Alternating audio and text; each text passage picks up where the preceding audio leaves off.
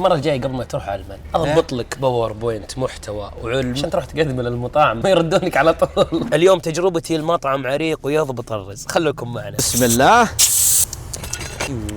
الرز قضاء، حطيتها القرع والكوس، واهم شيء فلفل شقره، يعتبر ترى من اساسيات. صح انه هذا ظلمه العين؟ تظلمة العين احنا نحكي. ما عليك شيء يستاهل. ساتر. هذه كبسه الصراحه بقدم عند الناضج.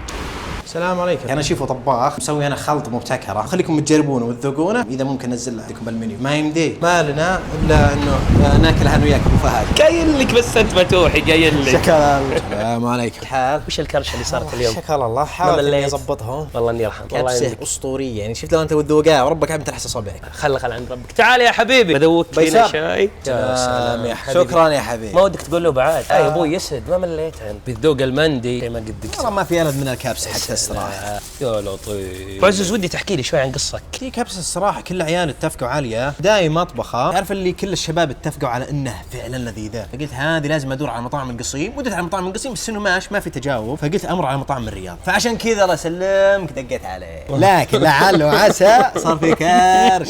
انت بتصير ملك الكرشات، بس يطلع ترند جديد اسمه حرفيا كل مكان. بس بيني وبينك ما مليت من كثر ما تنكرش. لا صامل. وش رايك بالمندي؟ والله حلو صراحه مع الطحينه.